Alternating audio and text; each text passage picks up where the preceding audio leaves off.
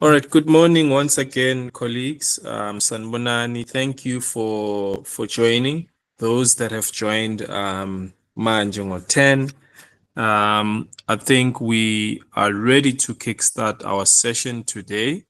As noted and as everyone is aware, this Sprint Accelerator initiative is a hybrid uh, initiative, which means that we obviously have online sessions and physical sessions. Our next physical session is next week, and there we will be focusing primarily on the formalization of the business, and just checking for those that, for example, have existing businesses.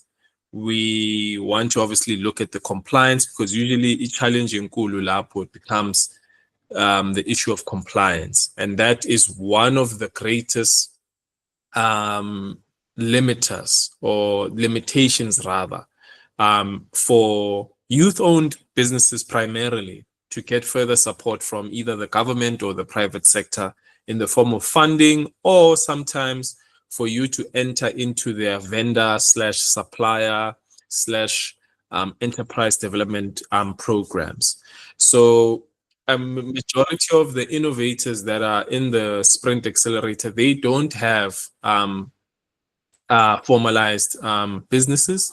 So we'll obviously start with the basics with them.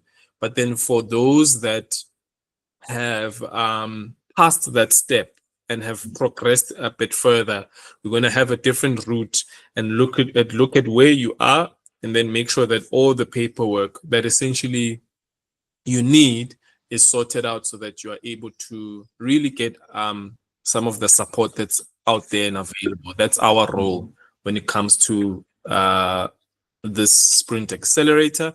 But today's session is a nice follow up from yesterday. Well, yesterday in the sense that some of the innovators yesterday, and I think today's Thursday, so from Monday up until yesterday, we had some one-on-ones. Some one-on-ones are happening this afternoon, and some are happening in the new week.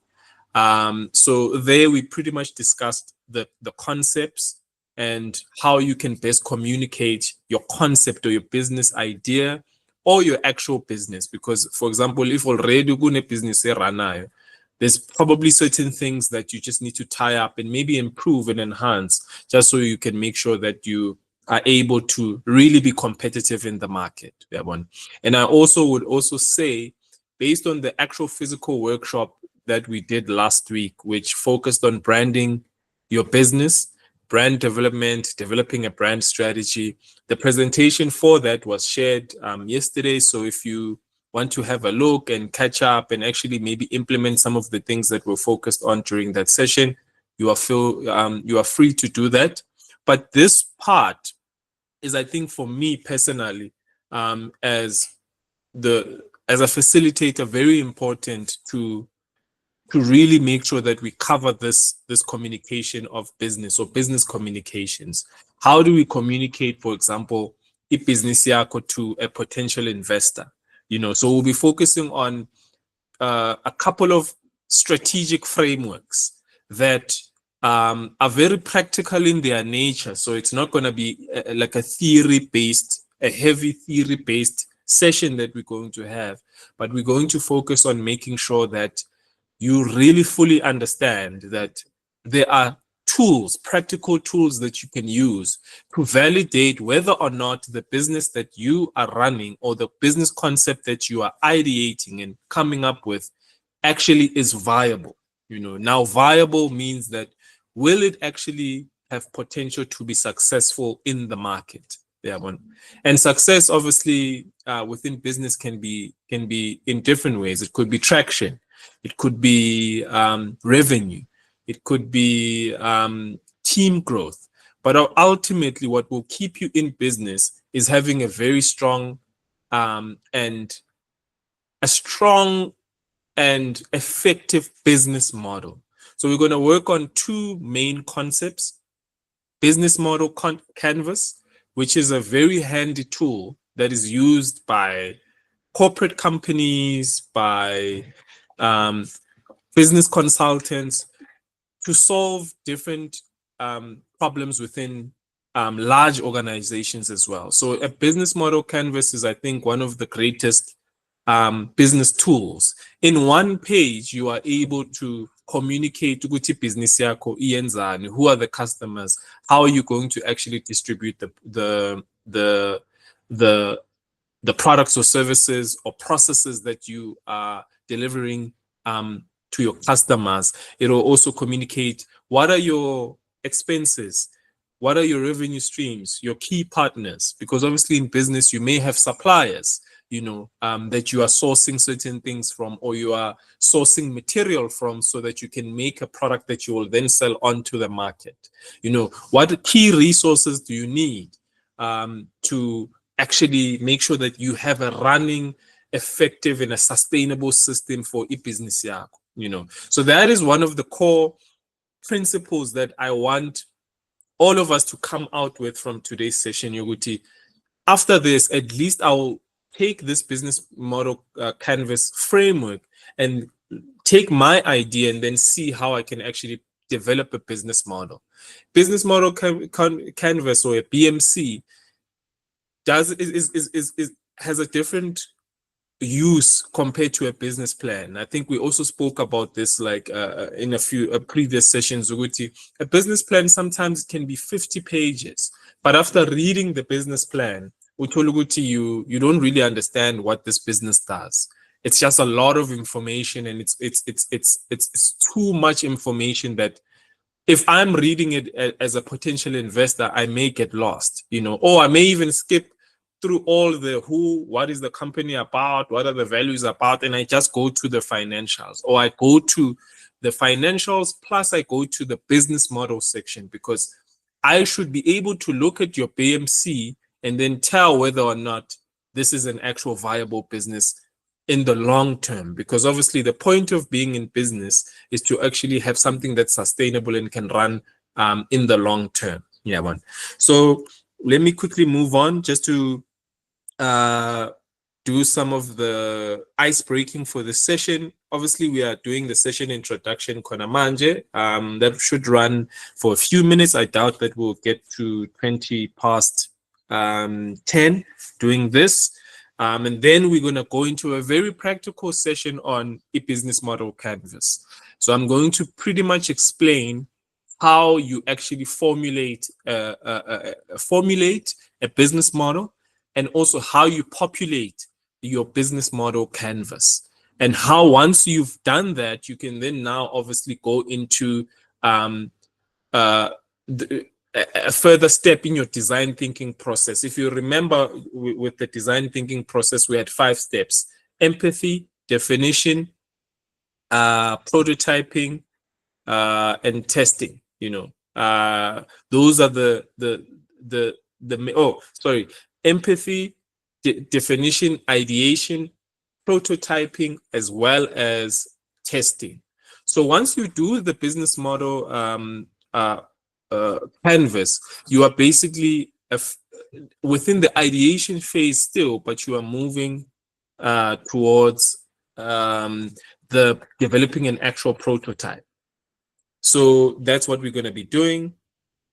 And then we'll have our session break, hoping that we do hold the time, but it should be about 15 minutes where you'll get a chance to just drop off, have a smoke break or a tea break, or just to get some fresh air.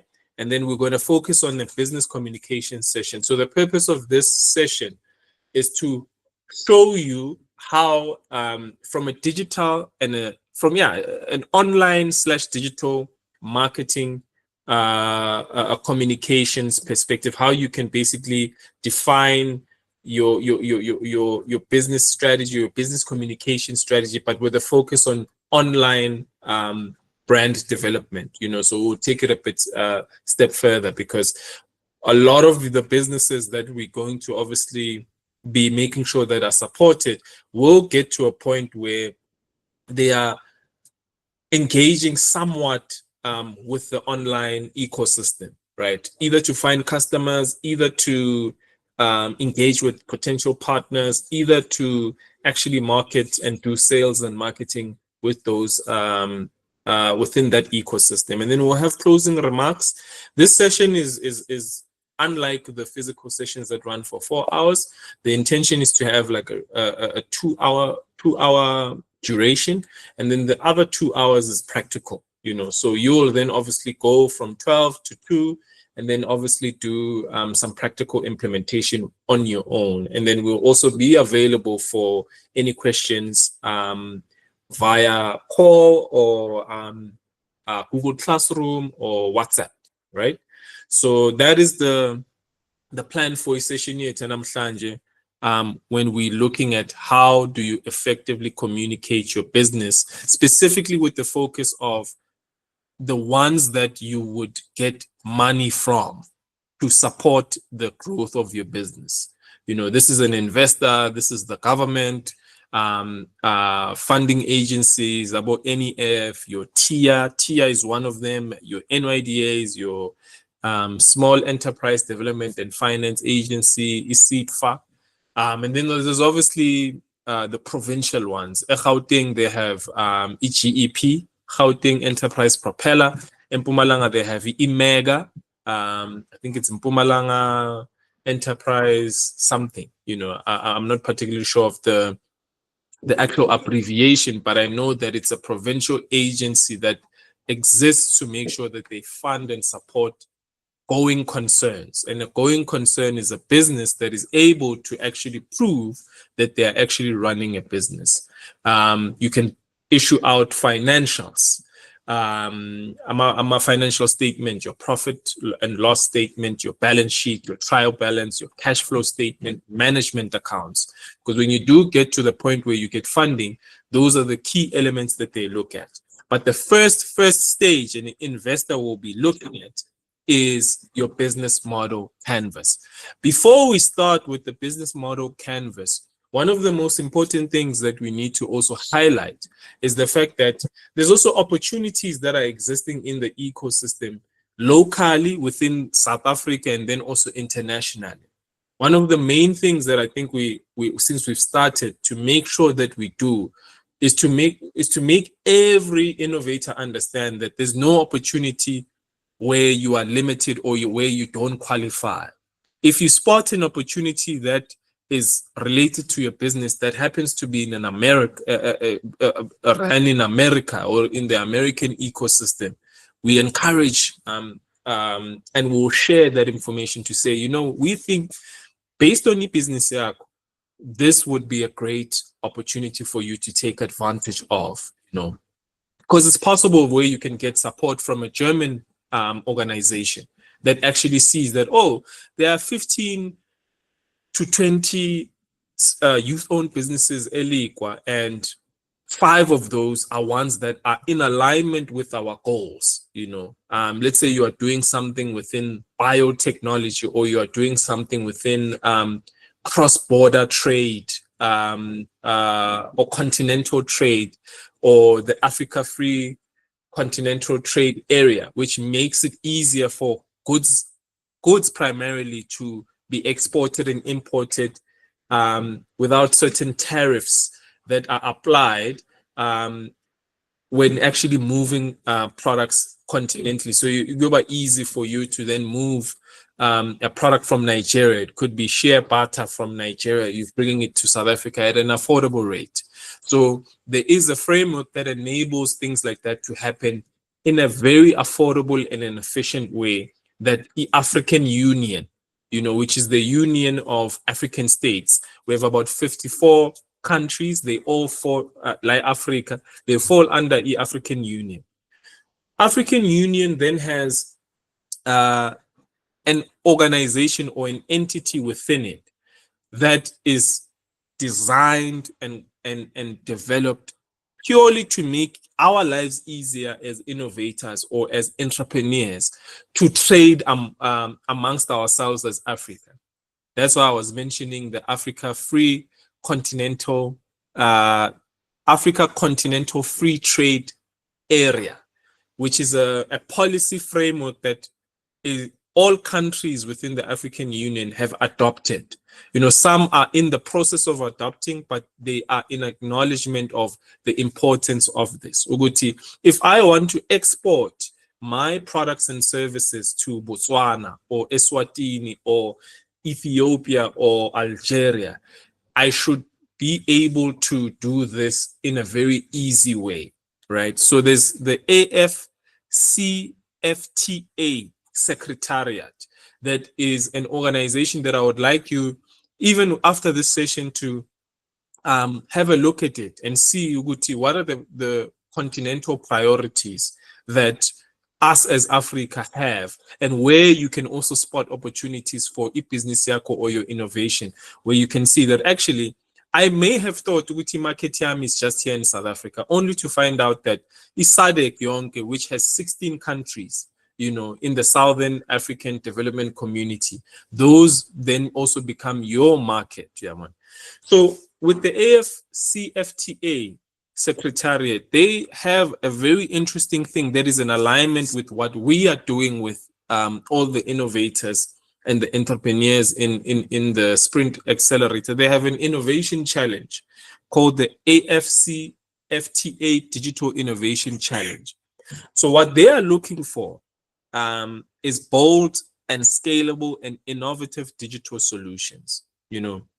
Deadline is the 18th of April. Similar to the Women Technology Innovation Program, we will basically do the same process. If you are interested in this, we can do a one-on-one, and then we can also assist you with applying for this opportunity. Now, okay, so I hear you. You're speaking Africa, you're speaking AFCFTA, you're speaking about the African Union, but what ideas can be supported in this opportunity? They've fortunately put this together for us. Our focus areas are as follows. They're looking for innovations within entrepreneurial skills development, market intelligence, and e-commerce platforms. I know that there is some innovators that are exporting programs, I think from other markets, and then are bringing them here, and then they sell them onto the South African market.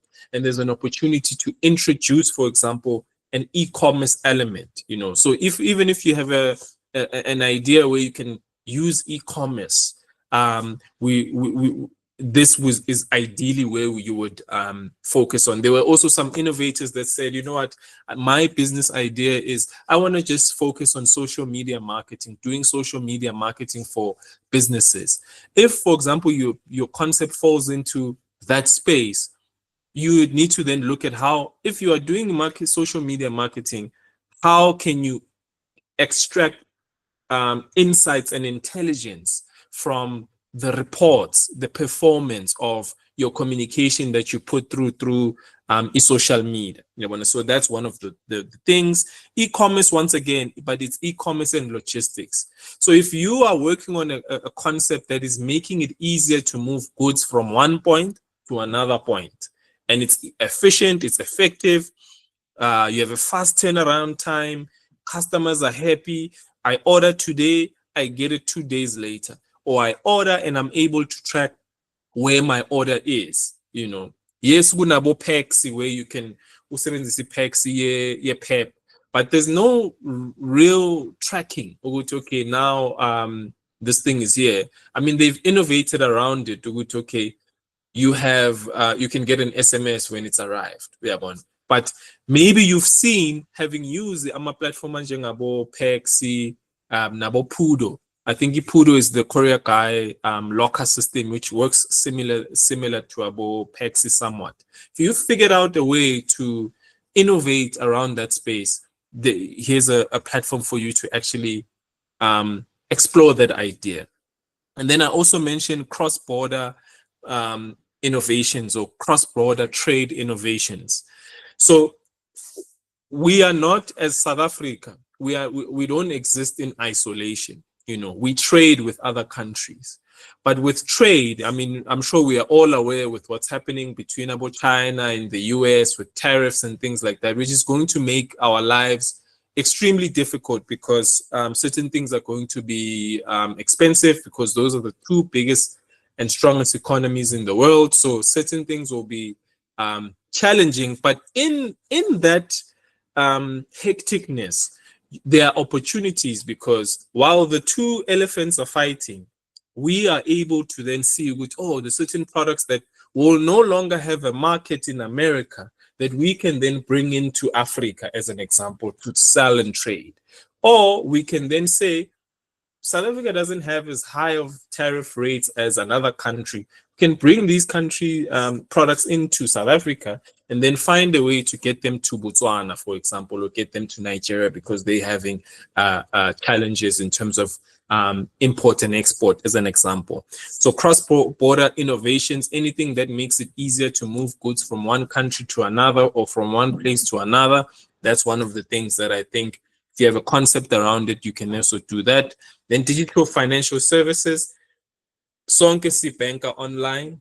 You probably have majority of us. We bank online. You have your Capitec or your Time or your Standard Bank or your FNB or your ABSA banking app. But it doesn't necessarily mean that digital financial services are limited to our bank. So you could have other ways. You can explore cryptocurrency trade. If certain countries are sanctioned, as an example, how can we explore cryptocurrency trade? To say that's also a digital financial service, but how can we also make sure it's compliant with the laws of each country where we are moving money from one country to another? Then the other one is trade and investment facilitation. So this one is a bit technical, but I believe that all of us within this session and all of us within the Sprint Accelerator program are fully capable of tackling any challenge. So that's it. In terms of this, criteria, you need to obviously be 18 to 35. You need to be early stage. So you can have an idea, you can be in ideation phase, or you can have a prototype, or you can even have an existing business that just needs relevant support. More on this will be shared. If you're interested, please make sure that you reach out and you raise your hand to say, what, I saw this call and I think it applies to what I'm looking to do. Trust, we are available to assist with this application. So if there is something like that, please we'll show, and then we'll make sure that we cover that. That's it. I think it was one of the ones that stood out in terms of just making the innovators realize that kunama opportunity beyond our borders that are available for specifically youth that we need to participate in. We don't have, it's very unfortunate that we don't have enough South Africans to go and represent us on international stages, especially when it comes to business. When it comes to academics, we don't really have a challenge there when it comes to sports. But I think when it comes to entrepreneurship, we often don't have proper representation of young Black entrepreneurs or innovators that can come in and represent our country on a global stage. So that is part of the Opportunity Center. I am going to move on, and we're going to start with the business model canvas session. So as I said early on, I want the understanding of a business model canvas to be very foundational, and with the understanding of Uguti, once you actually crack this, every business idea that you ideate, you will be able to influence it through this process. And once it passes this process, you will know whether or not this is actually a good idea for you to explore or not. Sometimes doing a business model canvas, instead of there's a particular machine, let's say it's a brick making machine. You've realized, okay, people need to build houses. Yes, that's true. That's a fact. People build houses. The government also needs to build houses for its citizens, through the RDP program. So you know that there is a need for bricks. And then without validating whether or not the market or the size of the opportunity is big enough, you go and take mhlambe bonus payout or that last money that you have and you go and buy that machine without having really validated the business concept. When you buy the machine, so I told you, oh, now you're struggling with finding customers. You try everything, you spend more money to market, you do everything. Then it really brings you back to the, had I started by doing a business model canvas to validate this concept, I would have avoided buying maybe that particular machine. That machine lawyer only makes a certain type of brick that builders or contractors that are building for the government or are building for people don't really need, or the market is saturated to a point where there are too many brick suppliers in the market. And maybe you may not need to make cement-based bricks, but maybe you are using waste to make bricks, so you go to landfills and you take waste. A business model canvas will allow you to really validate where you are. So let's move on. So this is how a business model canvas is structured, right? It's a table, right? It's a table, and this table basically looks like this. It has different boxes. Each box is a very important part of your business, So I'll go through each box within this canvas and how you must approach answering and looking at this box, right? So on the right hand side, you can see that there's the customer segments, right? Customer segments is, I think, a self-explanatory point. Who are our customers? We need to know exactly who we're going to sell this product, service, or we're going to innovate this process for, right? Because as we had said, Gumanyama session, we as innovators, as entrepreneurs, we always have a passion, which as in I have this business idea, I'm gonna go and implement it, and every single person, okona, eLekwa, okona, eMpumalanga, okona, South Africa, okona, Africa, those people are going to be my customers, which is one of the biggest mistakes that we often make, because that means we're not doing that deep dive to really identify who the customer is. So if I go back to, for example, the brick manufacturing machine, right? I can say, okay, everyone, everyone needs to build. And although that's true, but it doesn't mean that everyone is going to be your customers. Some people already have houses.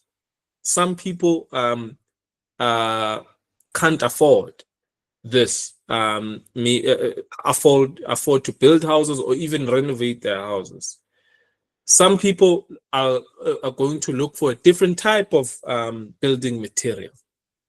So we need to really drill down and say our customer segments are as follows. As a brick manufacturing company, we're looking at government, contractors that have been contracted to build houses for our citizens.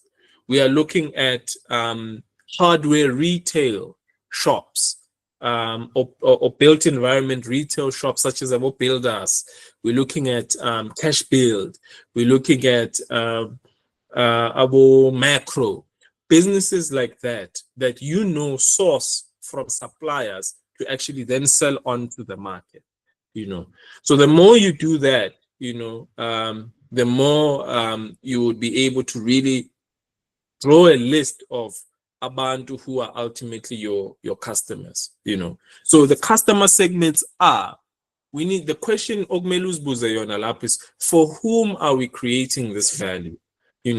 Although everyone needs to build a house or everyone needs shelter, you know, because that's it's part of the Bill of Rights that everyone in South Africa has a right to shelter. That's a fact. It's a constitutional right, but it doesn't necessarily mean that because of that right exists, everyone is going to see the value. So we need to sit down and actually identify whether or not this is going to be working for us, you know.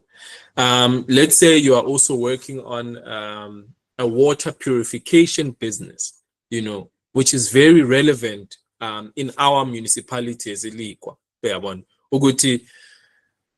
The water that comes out of our taps is not clean, and there's been many studies that have been done. People do get sick. There's challenges, right? So you say, I'm going to start a water purification business and I'm going to deliver water, right? Your customers could be the people that have health complications by drinking tap water. Others could be other small businesses that are looking to go and package the water that you purify and go sell it as a branded water bottled company. That's also one customer segment. You can then also go to retail. They are informal traders, my friend, as we call them, that will sell igupu, zamanzi that are bottled. You'll find that they're selling Ponakwa, the typical big brands within the water. So there's a market there as well, right? And then we also have your traditional formal retail, ShopRite, Pick and Pay Spa, Boxer, CheckRite, you name it, right? Woolworths, you can name all of them. You can also then supply to them. So you can say formal retail, informal retail, in brackets, multi-informal retail. You're speaking about foreign-owned or South African-owned spaza shops as an example. And then the other ones are entrepreneurs that are looking to sell branded water, you know. Then from the government and a corporate perspective, usually government even a workshop or a municipal council or provincial councils or certain steering committees, and they need to procure either catering that will come with water. So that you can also put as a customer segment, government agencies, you know, or if it's Kuluma within the context of Lekwa, you know, we know that the big companies that are operating within our municipality are Abosiriti, Eskom, although Isasol is in Secunda, but they really do contribute a lot to our local economy by providing some of our fellow Lekwa residents employment, which they then get paid and then they spend within our local economy, right? So that's another one. Abo Astral, Abo Elibet, Abo Kofco. Those are more the industries that create businesses at scale, create employment at scale. So when they have meetings, you can then also say, those are the people that I'm looking to supply with my branded water or my purified water, right? Then you also have health-related businesses or organizations. There is Isibhedlela. There is, I believe, the private hospital. From what I remember, very close to ISARS Etrope, you know, when you go up, Dr. Batev, if I remember correctly, right? Those are also organizations that you can say, health facilities or health centers, Nama Clinic, they also need clean water for their patients. So you can then also list them as a potential customer. And then the other one is businesses, you know. Businesses have employees that whilst they are working, they need to also have access to clean water. And a business can be a pharmacy, a business can be a furniture shop, a business can be the actual bank. They also need access to clean water. So you would list them here, you know, and then you would ultimately get to maybe a very long list of maybe 20 potential customer segments. Then the next question is, who are our most important customers, right? Yes, we can say generally businesses will need clean water for their employees, but that's a bit too broad, you know. We know that the need is more stronger when it comes to health centers and health facilities, hospitals, clinics, private healthcare facilities. So you will then drill it down by asking this question, which is who are our most important customers? And then ultimately, maybe you would have a shorter list, but you would know that definitely these are the people that even when I'm building my marketing strategy and I'm building a persona, these are the people that I'm going to be looking at, you know, solving problems for, you know, because ultimately with business, you are solving a problem. It's either a problem of convenience, a problem of lack of a particular thing, a problem of quality. You know, maybe there are existing players in a particular industry, but the quality is not up to standard.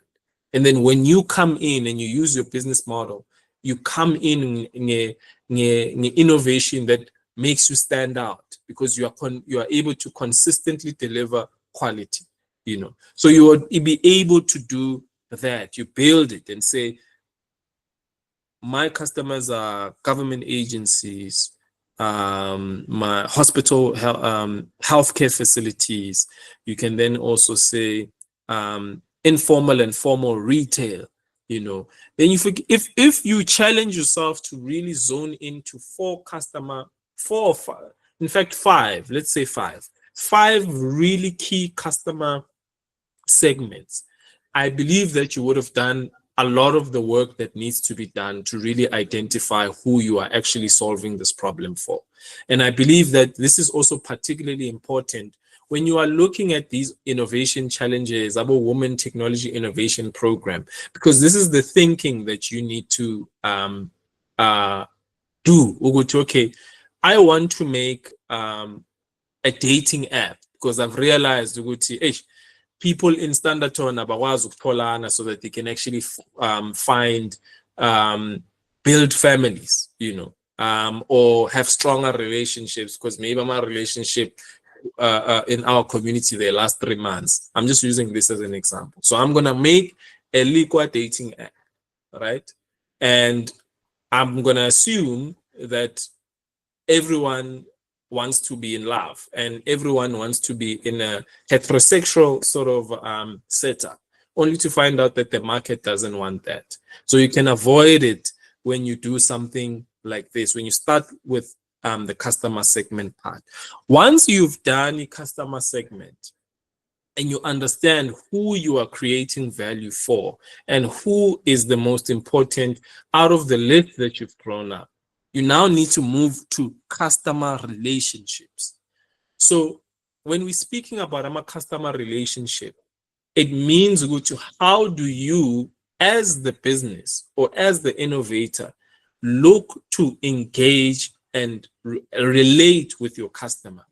Is the relationship that you are going to have in a customer yako just purely going to be transactional? Because that's a type of relationship. If there's nothing that ezokuhlanganisa nomuntu, umuntu uyayibona product, they see that you sell a cup and they just want the cup. They're not even going to ask you how it is. They don't want to ask you many things. They have a greater need to have a cup than to have a personal relationship with you. So if uzoshuti, okay, my innovation or my business concept, it's just going to have transactional relationships where people come into the shop or they come into my online platform and all they're going to be doing is buying and then they leave. You know, when you say the relationship is transactional, that's okay, it's not bad.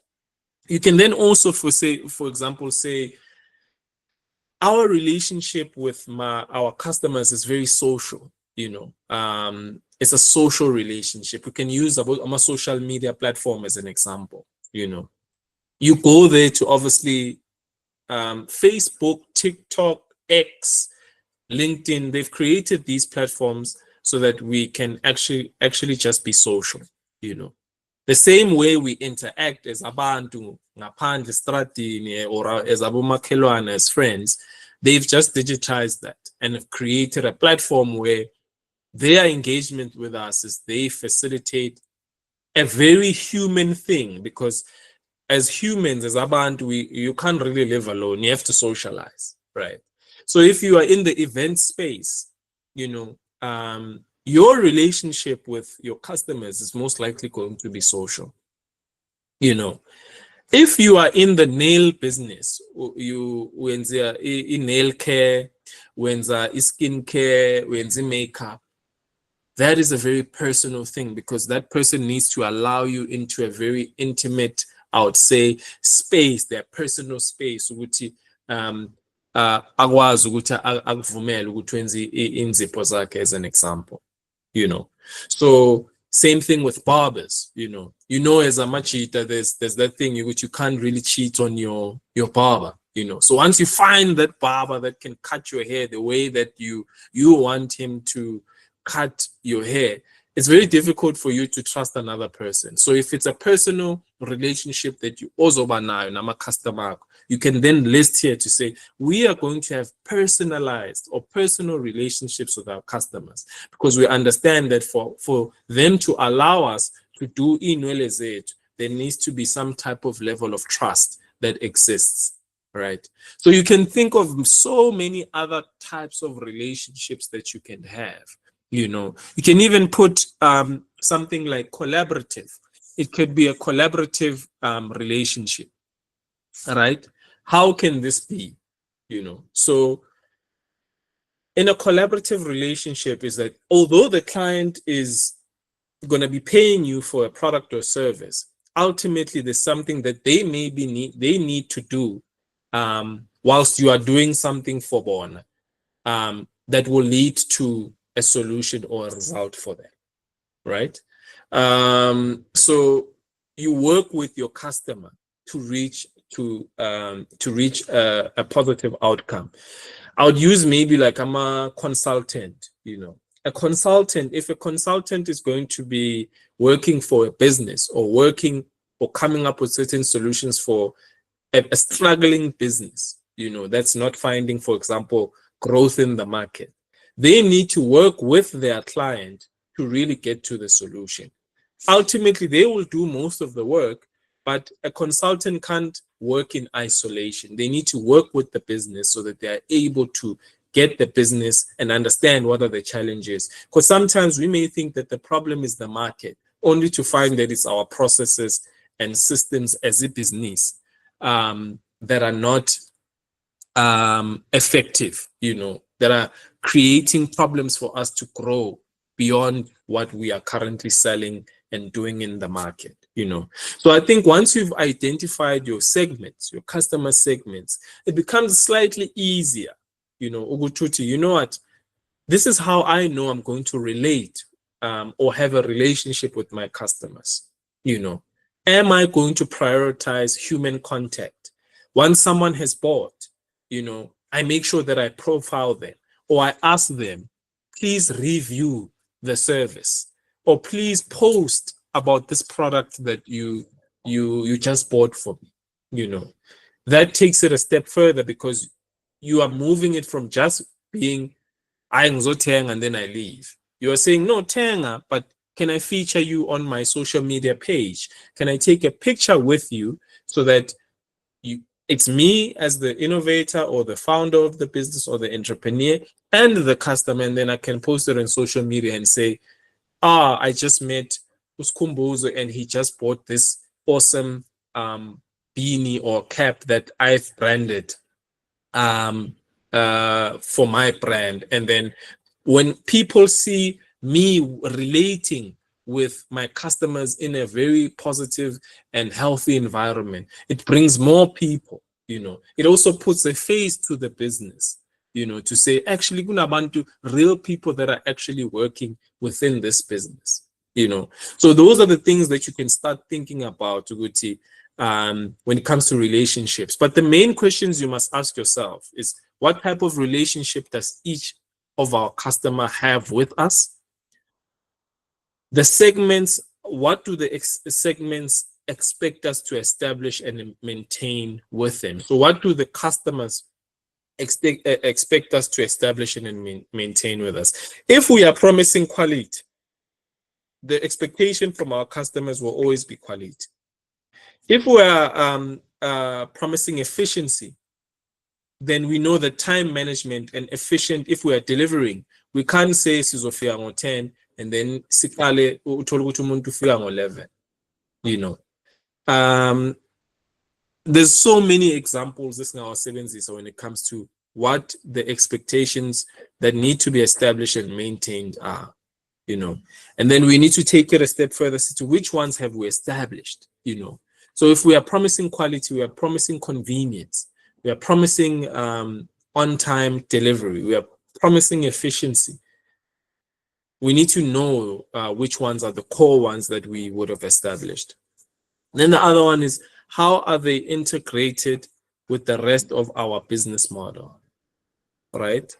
This will be able to answer as we move on to the others, that are the other sections of a business model canvas. And then how costly are they? If, for example, you're saying your relationship with a customer is going to be purely remote / online, you know, so that means you need to also keep in mind of the fact that although your business is going to be purely online or virtual, what are the costs of making sure that you are constantly marketing, obtaining data? You need to have obtaining data, or you subscribe to fiber internet, and you are always online to make sure that when customers reach out to you on Facebook or on TikTok or on WhatsApp for business, you are constantly there. Yeah, but a customer had reached out to you, and then you respond 5 hours later and they want to follow up on their order. And the reason for that is because you didn't have access to internet or access to data, you know. So these relationships also make you understand what you need to make sure that you maintain the relationship. And what you need can be a cost, can be effort, can be maybe certain activities that you need to undertake to fulfill this for the customers, right? So that is customer relationships. Then we're going to move on to channels. But before we move on to channels, I would like to ask any of the innovators, because channels is very different now to the two.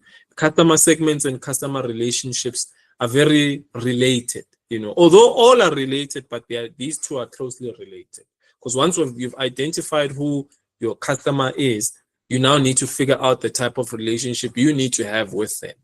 You know, so with customer relationships and customer segments, are there any interesting points that you would like to share? Are there any questions that you would like to ask? As you are presenting, the certain thing that popped up in my mind, and maybe I would like to have it cleared up. Is there any questions from the floor that we can take before we move on?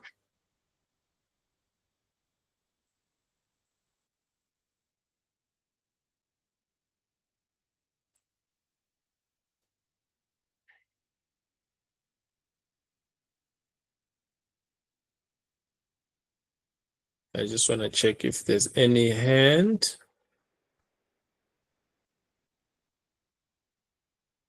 Okay, I think for now it looks like everyone is clear. The way I see, no one has raised their hand, so I think all the innovators on the floor understand, right? So I'll move on to customer channels. So I have about 15 minutes to do this before we have our short break, to finish channels and value proposition, right? So Kuma channels, the main thing that one needs to understand is, now you understand how you're going to have a relationship with your customer. Now you need to understand what channels or what platforms you or the customer need to use to understand or to relate or to have some type of relationship with you. So the first question you need to ask yourself, Lana, is through which channels do our customer segments find us? Someone will say our customers will find us on Facebook. So that means customers will find you on social media. Some other person will say, sizobe siya kuma event and we go and exhibit. Sibeki stand laphayana. If, for example, we are a food business, we sihloma stand or if food truck or a tender, and customers are able to find us. So that means event spaces are then a channel that you would be using for engaging with customers, right? Some would say when people Google for car wash services in Lekwa, I'm going to pop up there because my search engine optimization or my SEO is very top notch. So that means that Google search or online or search engines are going to be each channel. Some will say there are business conferences that are happening all over the country. And I'm going to make sure that I choose the top 5 expos or conferences where I'm going to go and apply to be an exhibitor. You can put expos and conferences as a channel, you know. Some will say door to door. Mina, my service needs me ukuthi ngiye door to door. So you can say door to door. That's a channel because that's how you are finding access to these customer segments, right? So some can also say website. You know, my customers will be able to go to a website. So many business is over their website. That's also a channel, you know. So any route, any indlela where your customer segments and you is ultimately what you need to look at when it comes to this, you know. Then is how are we reaching our customers? How our channels integrated? I think how our channels integrated is very important. Why do I say this? I say this because if we're going to say customers will find me on social media, there has to, you don't own Facebook, you don't own Instagram. And I think for me, as a I built my career in the marketing or the digital marketing space, working with different big and small brands. The one thing that I would realize is that many small business owners would highlight, for example, the number of followers that they have on LinkedIn, YouTube, Facebook, Instagram. And my question is always, what happens to that audience if Facebook were to shut down? If Facebook or LinkedIn or YouTube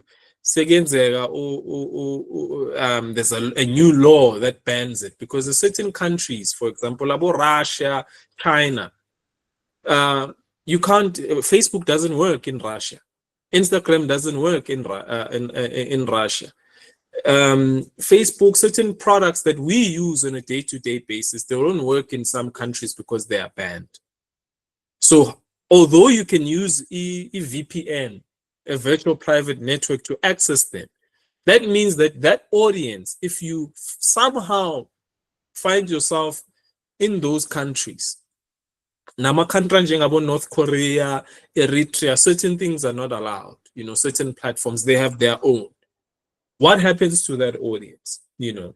And the reason why I always ask that question is so that not to push people away from building an audience on social media, but to understand why it's important to have a platform that you can own.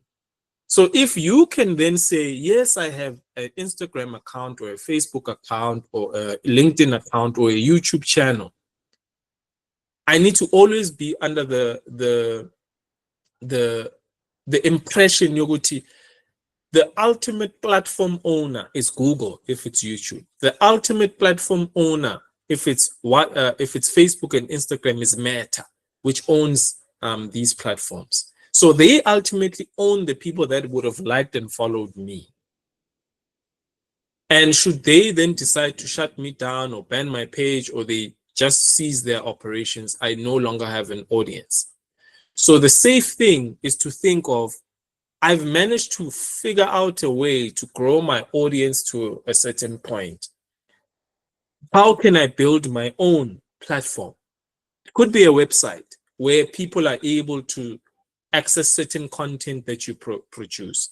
It can be an online store, that you own. So if you have business, for example, let's call it Lekwa. I think one of the examples in the workshop that we had last week that we were doing with the Infomedia was we created a fictional business called Lindiwe Digitals. All right. Now, Lindiwe Digitals has a Facebook page, and we have 50,000 followers. We also have maybe 100,000 followers on Instagram. And we're offering digital marketing services to small businesses in Mpumalanga and beyond. Now we realize that we don't own these platforms. So what we will do is create a website where people can learn more about us and engage with us.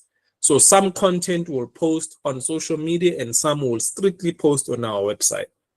Then on our website, what we do is create a mailing list so that we get email wabantu that love our content, that can subscribe to our mailing list. Once they've subscribed to our mailing list, we are then able to send them targeted and relevant content straight to their email. And that database of people that you manage to get from your website is an audience that you own. No matter what happens to TikTok, at some point the Americans wanted to ban TikTok in their country. And TikTok content creators because they are making money off of TikTok. So that means that they needed to think about how they can use social media as a channel to integrate it to their own channel where they own it, which is their website or their online store, to make sure that you're moving people into this ecosystem. Social media. So when you're posting, you say, buy now or discover more. Link your website. You probably would see a lot of brands do it like that. Okay, I'm selling this product or I'm offering this service. But if you want to know more about this service, please click on this link. And that link takes you to the website. The reason why you do that is to make sure that ultimately you lead people to a platform you own, because we don't own these platforms, So that's how you would look at integration. You integrate your website to your social media. That's why even on your website, you would have a button where people can click on it. If you click on your Facebook page, it takes them there to the Facebook page. You click on Instagram or any other one, it takes them to your Instagram page. And vice versa, on your Facebook page, you have a section where there's a link to your website. So it becomes a looping system where people are moving in between platforms that are in relation to you, where your website or your online store is the digital hub, the digital core of your business. You see, so I think this is often one of the things that I've worked with some influencers before, and I would always tell them that make sure that if Umihlali Ndamase is an example, make sure that you also create a www.mihlalindamase.com website so that you can send people there to that website and build an audience that you can own there, as an example. That is integration. Same thing, you can run Google ads. I'm an ad Google that will send people to a website. It's very difficult to even run an ad on Facebook or even on Google when there's no link. Certain platforms don't even allow you. If I know, it's difficult. We actually were dealing with a case recently where there's a young entrepreneur in the Vaal region who's very brilliant at doing makeup. But because they don't have a website, they needed to find a way to make it easier for my customer to pay them online. And they needed to create a payment engine. A payment engine is basically when you go on an online website, sometimes you know, Yoko or going to pay fast, or there's many of them where it's a payment engine allows you to facilitate the payment online. Because she didn't have a website, the payment engine providers were rejecting the application. So it kind of also shows you the importance of having your own digital presence, you know, and I'm quite excited for the session we're going to have on, I think, week 6, where you are going to learn how to build websites. You're not going to learn theory, but you're going to learn about the tools where you can then go as a small business owner, as an innovator, and build a basic website for free. You know, you just need to spend more time on acquiring the skill. You know, so that's the channels when it comes to channels. It's very important to understand this, because if you don't understand, you've identified that churches or ikolo are your customer segments, but you haven't identified the route or the channel that they are going to use to find you and that you are going to use to find them. It's going to be difficult for you to have a business model that makes sense, you know. So you can already see that now we've broken down the business concept into a lot of thinking. It's a lot of strategy, okay, you know. And the other consideration on my channel is it cost effective or cost efficient for me to choose this channel as the way that I need to engage people? If I'm door to door, do I have the energy to go section by section? Will I have all the energy to do all of that? Chances are it will be very physically draining. So maybe what you can do is use social media. Maybe what you can use within social media is WhatsApp groups. Kunama WhatsApp group amaning, you know, that abantu baseLekwa, as an example, abazabe bayenzile group yakho. Yeah, so there, if it's allowed, you can then promote your innovation, your product and service. You know, because some groups have rules which you can't promote your business, which is okay, but some do. Some groups are purely for business promotion. So that's a channel also, WhatsApp groups. Although you can say your channel is Facebook, but is it effective for you to just post on your page? Toluti page yako only has 50 people that have liked it. And the way that the algorithms work with social media is that you can have 1 million followers, but the organic algorithm only shows between 2 to 3% of your followers, your content. Unless you are using content like reels, videos, the algorithm Yama Reels allows you to get further reach. So maybe you will realize that, you know what, I don't have a strong following, but I need to make sure that I create a reel, a video that are very engaging and strong, that will allow me to then get the most out of Facebook without having to pay and run ads. Yeah, well, so those are the thinking points that you need to highlight. We're gonna move on. Before we move on, I think what we should do is just have a short break. Sibuye ngabo quarter past 11. We were supposed to start our break on 11. So we are 3 minutes. So we can say at 15 minutes past. Sizobuya, you can drop off the call if you want, but I think it's a short break. So you can maybe just take a smoke or tea break, and then we should be able to kickstart again or quarter past 11. Thanks, colleagues. Let me stop the share for now, and then I'll share again later on, or quarter past, just for a short tea break so that you can break and absorb all of the information.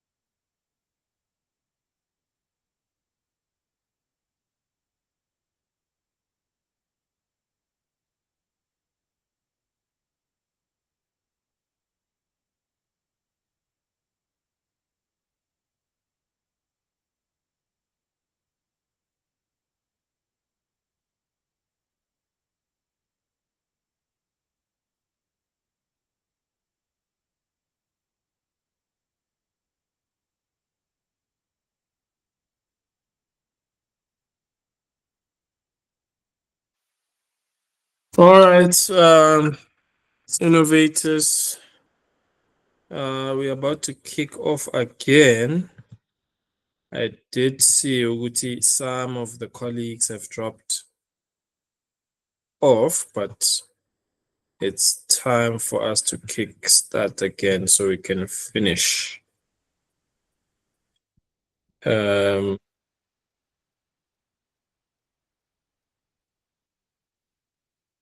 It's exactly 11:15, and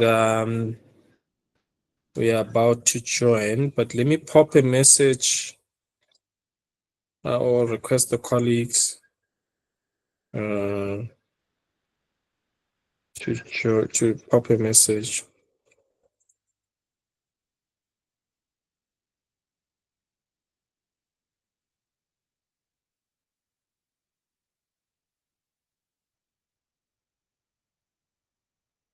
All right. So in the first session, what we were able to do is cover customer segments, cover customer relationships, speak about the channels that we're going to be using. Now we have, I would say, how much is it? Like 6 more sections that are equally important. But once you've done this work of unpacking the customer segment, identifying the relationships, figuring out which channels you're going to use, you now can move on to identifying the value proposition.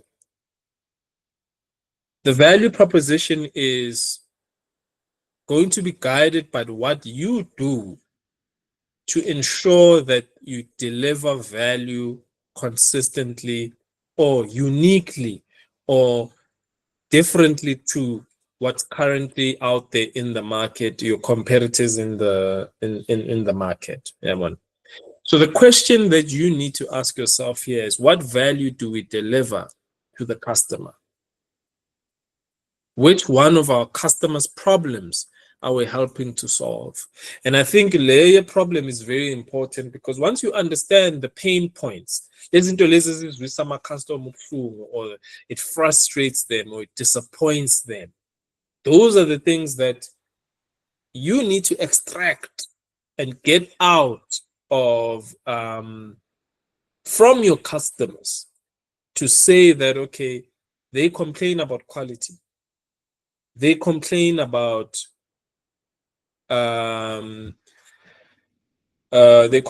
quality, they complain about on-time delivery, they complain about efficiency, they complain about communication. Those are the things that where you will build your solution around. And once you've built your solution around, there's something that you have to be doing that is very unique and is delivering value, so much value, or to a point where customers keep coming back to you. And you need to now, in your value proposition box, you need to unpack that and say, we are ensuring that residents in the Lekwa Local Municipality get consistent water,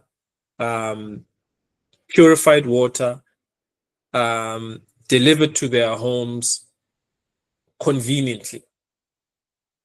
The other one, you could say, we prevent health complications by providing clean water to our customers. Or you can say, we prevent health complications by providing clean, purified water to people, businesses, and government. So that means your business strategy is B2C, B2B, B2G, which is business to customer, where you are dealing directly with customers, or you sell to businesses, which is business to business, or you sell to government, which is business to government. Then there's also B2B to C, which means that you sell to the business, and then ultimately the business sells to the customer.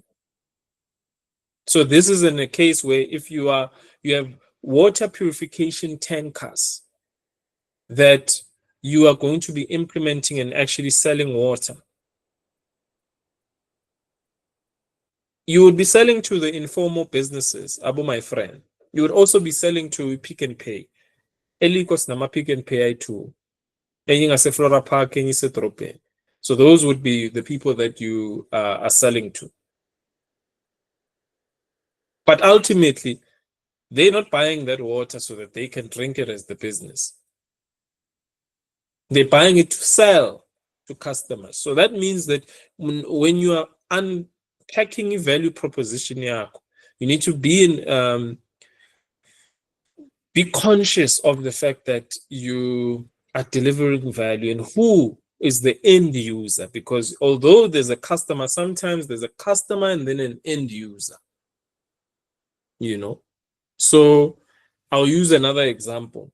You have a college or a university that buys computers for their computer lab. They are the customer, but they may not directly be using them directly. The students who are going to be attending the college that pay them tuition fees are the end user, because mabenza ama-assignment, benza ama-exam, mababhala online, they're able to use the computer lab. So you need to unpack these things, also understand what value am I delivering to my customer? What bundles of products and services are we offering to each customer? Mhlawumbe uthengisa ama-grocery pack, or you figured out ukuthi one of the biggest challenges esinayo is that the economy right now is very tough. Izinto ziyadura, there's not enough employment. So people are looking to buy protein, inyama, affordably. So I know ukuthi man, every Tuesday na Wednesday, lapha eLibet, factory shop, Cosmos Park, they sell eggs for 48 Rand. So I can actually go there and stock crates amaqanda. Ngiyazi ukuthi kunabantu abangeke bakhona ukuyofola iline lapha e-factory shop eLibet. I can go just ngiyothenga ama-crate ayi-10 in test market. Then go and sell within my immediate community, abomakhelwane or esontweni, or mangabe ujoine i-society uqala lapho, because you know that already there you have a group of people in one place that you can sell these eggs to. Amaqanda mawathenga ku my friend bathi 75 Rand. I-crate ye-30. Mawuya Pick and Pay or Spa 90 Rand. But mawuya laphayana it's 48 Rand. So that means that when you go and sell to your customer, you can undercut all of these retailers, whether it's informal or formal, based on price. So your value proposition is that you provide affordable eggs to your immediate customers that are in your community. Because you would be charging just a 12 Rand markup, uthengisa nge-60 Rand. So if you sell 10, you've made 120, and you've already made the money you need to go and restock. You go and restock. You order more because you told them orders. Now you start thinking, oh, you know what? Sengatsala egg delivery subscription. Ukuthi umuntu uyakwazi ukumnika uyazi yena ukuthi i-30 mhlambe iphela in 2 weeks. And angeke akanaso isikhathi sokuthi aye up and down ayothenga amaqanda eLibet. So you start to innovate. You then say, you know what? I can start a subscription. Abantu bayangibhadala at the beginning of the month. They give me 500, or let's say not even 500. Let's say bakunikeza 240. Uyazi ukuthi ngalo 240 you are able to maybe get them ama-crate i4. The first week you deliver 2 crates. Then after 2 weeks, we deliver another 2 crates. Now you don't wait to go look for customers. The customers give you money up front. That is your value proposition. Now you can say that we have an egg delivery subscription service. And in that egg delivery subscription service, you already have a portion of the amount you're going to charge them as immediate deliver. So already you start thinking with, okay, so now something samatan abanye bajazini laphayana mosuk there's other things that that are sold there. Ama strips, ama wings, ama burger. Now, so what's going on? Because this question says, what bundles of products and services are we offering to each customer? Now, so I was what is. So things some pack much.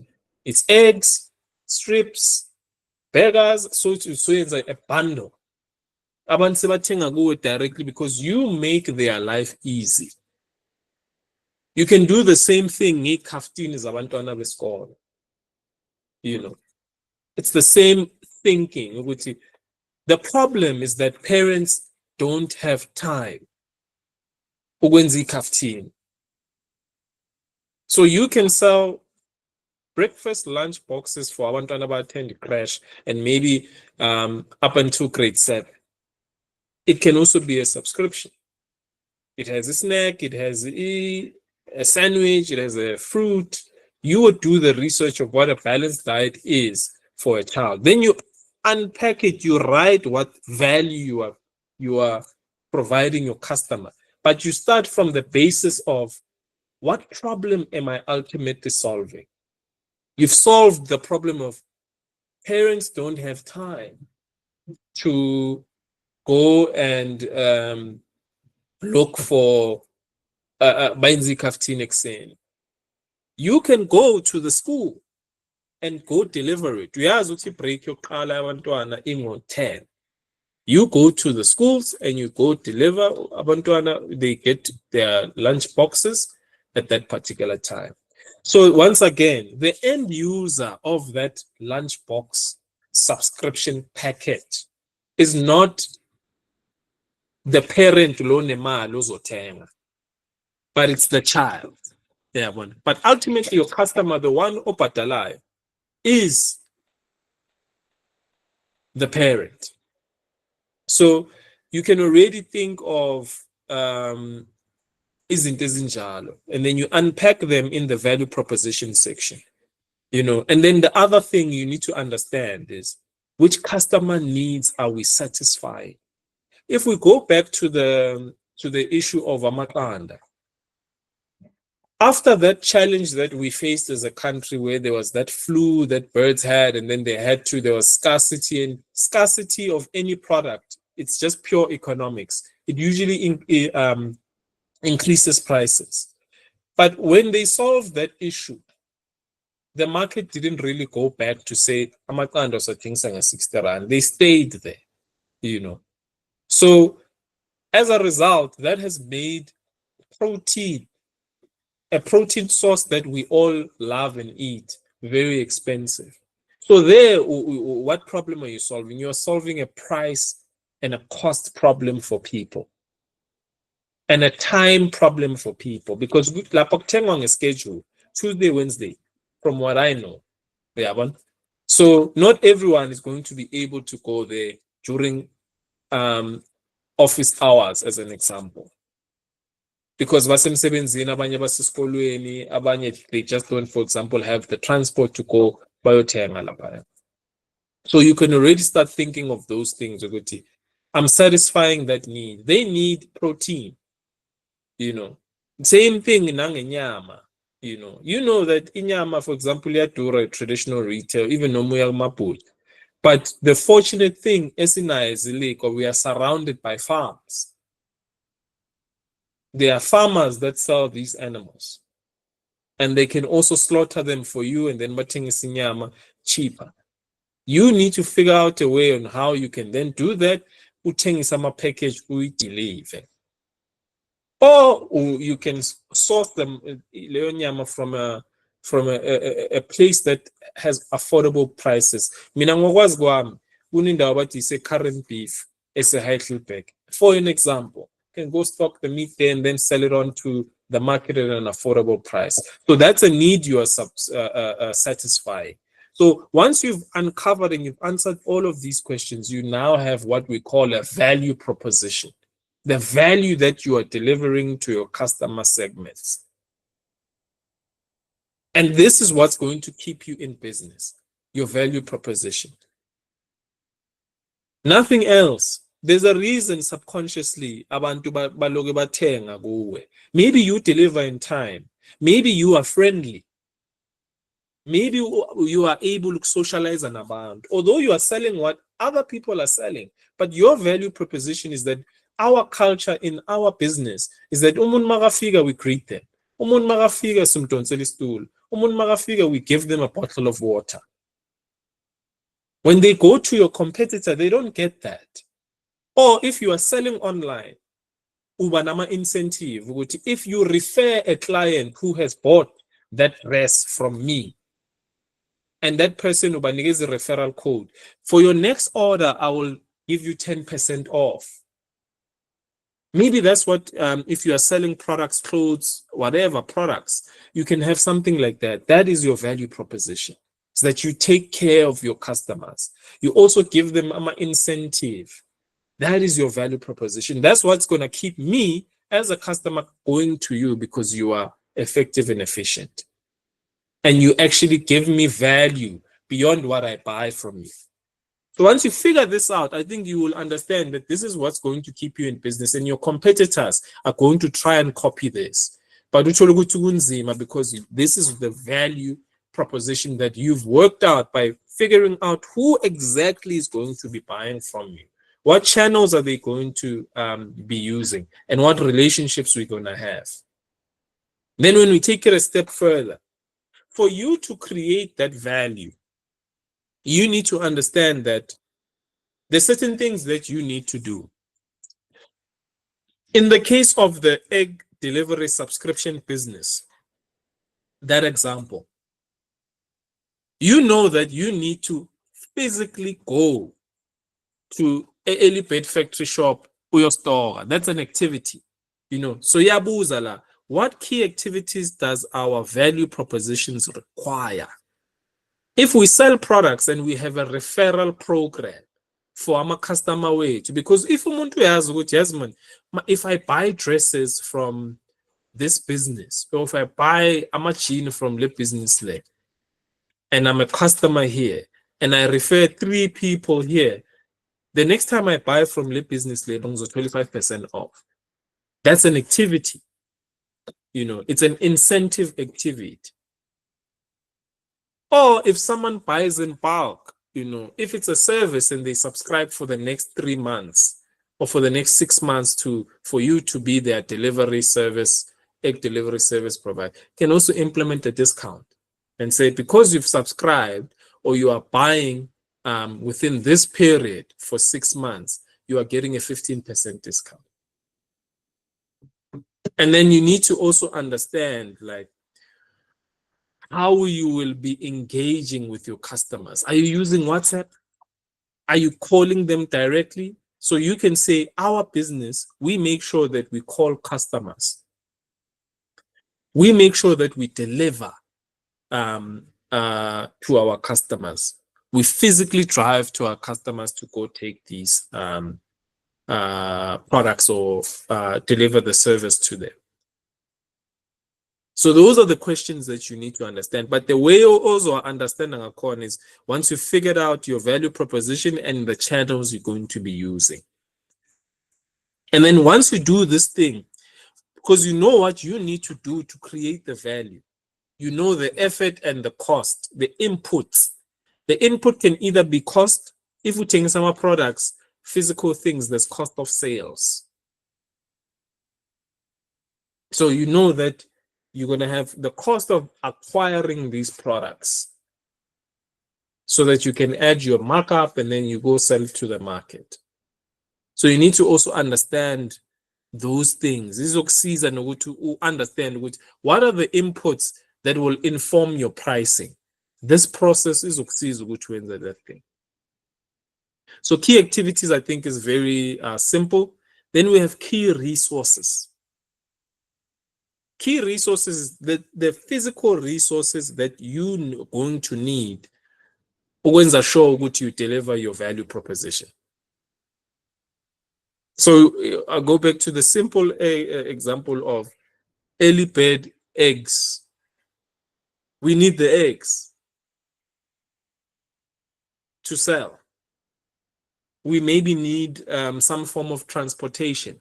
Ezokwazi ukuthi mhlambe van. Do I need to own the van to be able to do this? Not necessarily. Because khona abantu aba-hirisha ama-van mina engibaziyo where they can charge you 150 to ukususa izinto edrobheni or somewhere. Or maybe you can find someone who's cheaper who has a car. Uthi yazi ngicela ukuthi ngikunika 100 rand bese uyangisiza uyolanda lamaqanda. Or uthola nje a young guy who maybe is looking for an opportunity and unengolovana.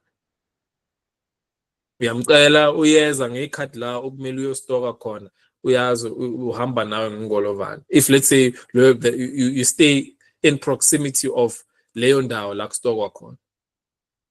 Mina that's what I remember my ugogo wami bekenza njalo. Makuyothengiswa during mawehola bomagogo bekayothola aphinde ayothengisela izinto. Because we already know there's a market laphana mabayile lapha eposini. You know, bafolile isikhathi eside balambile in makaphuma nje uyathengisa nje la uthola something. And beyenzeke eholweni iphinde yenzeke nasedrobheni. So already there's a market there. So you employ someone, a young guy ozokwazi ukuthi akuthathele lezo zinto lezo, a young lady akisele zona eholweni, for example. Give them 50 rand, 100 rand, depending on what they charge. So those are the activities. What are you doing to deliver the value? If your channel says you're going to use social media, maybe the cost there or the resource there you need is online design software, so that uzokwazi ukuthi udesign ama-flyer. Izinto ezinjengabo Canva, abo Photoshop, Illustrator, platforms, that's software, that's a resource. If on a website, you need to have hosting, because the website it needs to be hosted on a server.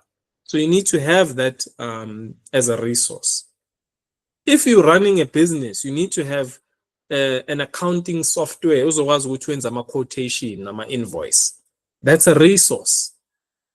So already it helps you understand all of the things that you need to do in one page. You don't have to use a business plan near 15 pages to explain what your business does. If someone then reads up until where we've gotten from customer segments, customer relationships, channels, value proposition, key activities, and resources, already they can understand with, oh, the business Pumla, for example, this is how it works. Yeah, but now I need to go to revenue streams and customer structure. Also understand ukuthi number bachaja kanjani nama expense aba yini la abachaja kuyo, how do they make money, and what are their expenses. Yeah, man. So all those things already you've mapped out your business, and you can do this in an activity. If you have business partners, it's even better. If you are a solo founder, you can do this process with maybe your family and your friends. And by the end of that exercise, once you've done your BMC, you have a business model. You know, I think one of the points that Hussein Deni had mentioned when it comes to his intention about tendering, you know, that people will just focus strictly on, for example, tendering. And you only realize that they don't have a business model because they didn't do this process. Maktiwa mhlambe lawo matender for the thing that they supply are no longer there. That means they don't have customers. But when you have a business model that has clear customers and customer segments, whether there's a tender or not, you will always be selling. So you don't rely on tenders. Must figure out my revenue stream. You can have a line item that says part of our revenue as itolai, we also supply the government with certain things, but it's not your main business. It's one of the revenue streams. You can have multiple revenue streams within one business. And tendering can be one of them, right? But let's move on and go to key partners. Then we have key partners. What are our key partners? So you may find that for you to deliver your service or your product, you are working with certain people. It could be suppliers. So I'll go back to the simple example of Eliped.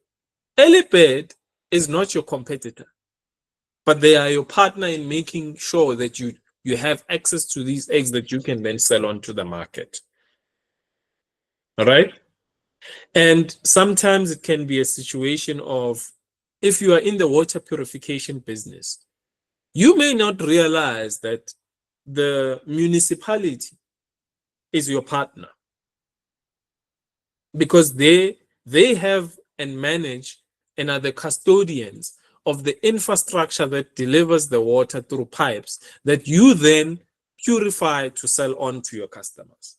So you can put them here as that I actually have the municipality as my partner. If you stock products from another country, those factories that are there in that country are your partner. So you can list them here and say, these are our suppliers, these are our partners, because without them, you don't have a product to sell unless you are manufacturing directly and you are selling to the market. If you are not manufacturing directly and you are procuring products, we all know that about to drip. South Africa doesn't have the industrial capacity to manufacture. We used to have it during apartheid, but within the democratic dispensation, we no longer have the industrial capacity because it's very difficult to compete in China. They manufacture quickly and very affordably. And they have a population of over 1 billion people. We have 1 billion people in Africa, in a continent. They have 1 billion in a country. So we know that it makes business sense for it. They're going to spend millions to build a factory, only to find out that the business will ultimately fail. Whereas they can lessen their risk by stocking and outsourcing the manufacturing requirement to a country like China, and then they are able to do that. For us to get to a point where we are industrializing, we need intentional moves, policies that can make that possible. But while that is not there, it makes sense for IPA to go to manufacture in China. Mind you, even American brands, Apple, I'm a phone, Apple, we buy the brand. It's made in China, in India, and Vietnam. Why? Because they have the manufacturing capacity. Nike, sometimes it's either your shoe's gonna say made in China or made in Vietnam or Cambodia. Why? Because industrial capacity. So those factories, those companies that can say, we can make a shoe and put your brand on it, those are your partners. Eliped is your partner. If you run a car wash and you allow rent a corner, less space less, your landlord is your partner. So you list all of your partners. So which key resources are we acquiring from partners? If we're speaking about a landlord in an office, we are acquiring a space for us to trade. If we're speaking about a factory that manufactures products, we are speaking about their industrial capacity to produce products in bulk so that we can procure them and go sell them to a market that we've identified. And then what activities do these partners perform? They manufacture the products that we sell. They give us a space for us to rent. They give us access to water through their infrastructure if it's Umaspala, for an example.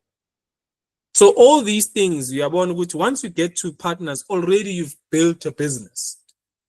You can take this business model canvas and put these puzzle pieces together and go actually speak to directly lo muntu omaziyo nenkinga ozabe uyisolva. You'll get a sale. Once you've done the top part, partners, activities, resources, proposition, relationships, channels, segments, now you go into how you are making money and what are you spending. Revenue streams is one of them. Revenue streams, I mentioned the example, you may have a consulting company or a construction company. Let me put it like this. In a construction company, Masipala wants to now build a new office of your home affairs, or a home affairs, Department of Home Affairs issues out a tender to say, we want to build or revamp the home affairs office as a standard. And you are a construction company, you can't izindlu, you renovate izindlu, because you've identified in your customer segments that it's homeowners that are your customers. Government can also be your customer. And you know that you won't win every tender. So tendering is one revenue stream. But doing renovations for abantu, ama homeowner or ama business owner is a business that can be sustainable, because there's all abantu that you know have houses and they have needs to renovate their houses. So you can already start listing those things. If you have a delivery, the egg delivery thing, you sell the actual product. So the one revenue stream is selling eggs to people. The other one is a subscription package, which you subscribe to our egg delivery service. You pay every month 500 Rand and we deliver you a package of eggs, this and that and that. The other one, you start realizing that, you know what? Ngawaphoyela lamatanda lawo. Ngiye kuma event. Angithi abantu mabaphuza, they need something salty ukuthi yabona, or after yabona. Ngama Monday uyazi ukuthi mhlambe ngeweekend abantu bebabushaya izinto ezikanjalo. So you sell eggs, you know, boiled eggs. That's another revenue stream. One product, multiple ways to sell it. So you can identify those revenue streams. You can have one product, multiple ways to sell it. So questions Buzela, for what value are our customers really willing to pay? So melu understand ukuthi I know that Amatanda Spana Pick and Pay are 90 Rand. I know that they are 75 Rand, my friend. And I know that customers clearly, because they don't have any other option, they pay that. So I can sell it at 65 Rand. That means I'm 10 Rand cheaper than my friend. And I'm also 25 Rand cheaper than Pick and Pay and that. Already that gives you a competitive advantage over that. Right? So that is an understanding with how much are people willing to pay. Once you crack this, I think you've solved the business model problem from a revenue perspective. For what do they actually pay? If I have a subscription service for Amatanda deliver, am I paying for convenience that I don't have to with Minangizi? Am I paying for good quality eggs? Am I paying for making sure that my family has a balanced diet that has a protein, vegetables, and a starch? So you need to also understand what exactly are they paying for? Yeah, so that Mabakbuza, you are able to justify it, because a customer has the right to ask you, if you are charging me 5,000 for this thing, why? Why do I have to pay 5,000 and not pay 2,000?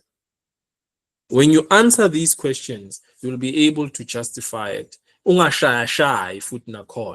would be able to give them a real justified, logical reason. This is the value you are getting because of our value proposition.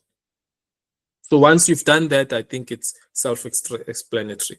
But you start understanding, ukuthi, if ngiyathunga, I make clothes, or I make clothes,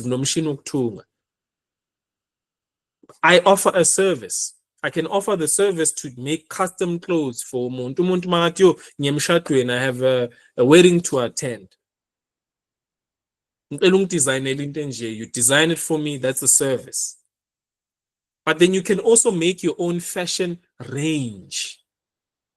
To say you're making a fashion range with traditional African clothing. And elapo, you can mass produce similar pieces in different sizes. That's another revenue stream.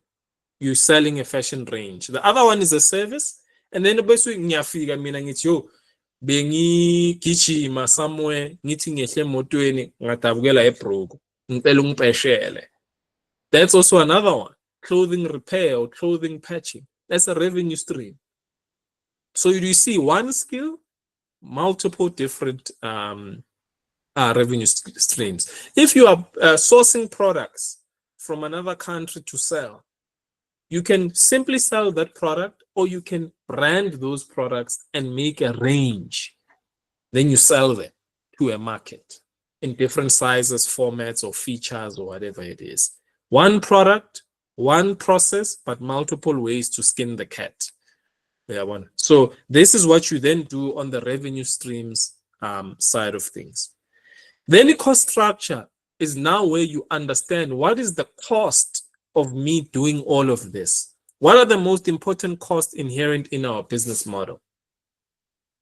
So my cost, if I'm going to sell eggs at a cheaper cost,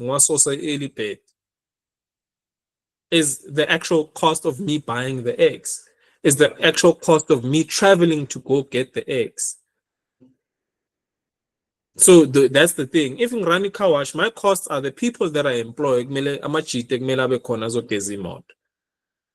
The other one is the water, if I'm sourcing water from a landlord. The next one is the cleaning products. The next one is my travel to go to work.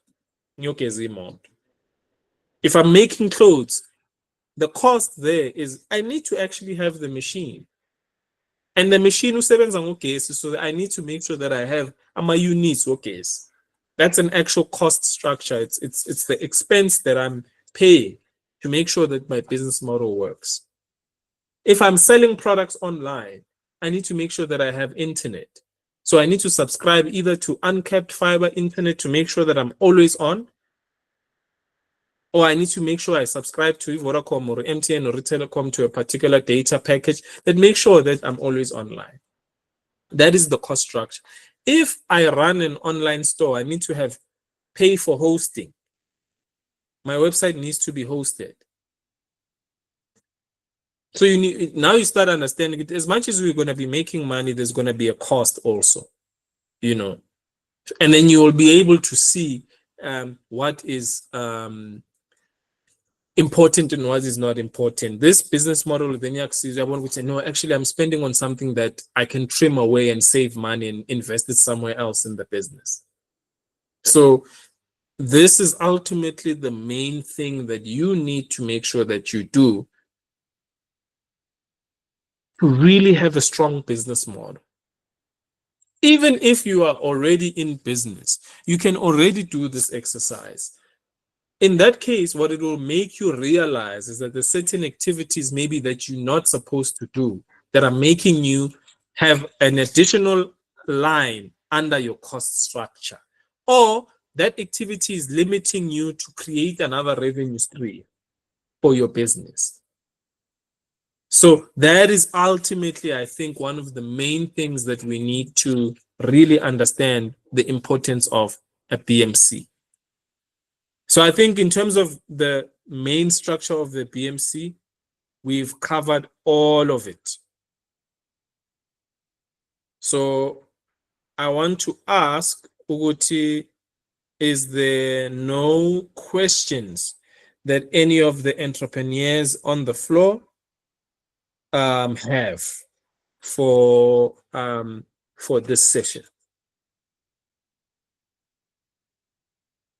If you have a question, please do raise your hand, and we'll be able to maybe take that question and wrap up with the last part of our presentation, which should take about 10 minutes.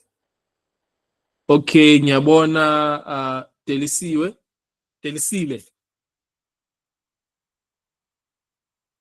You can ask your question, Delisile. Elizabeth? Ungabuza? I think uzomele unmute i-mic. Oh, ngiyabona unmute-ile.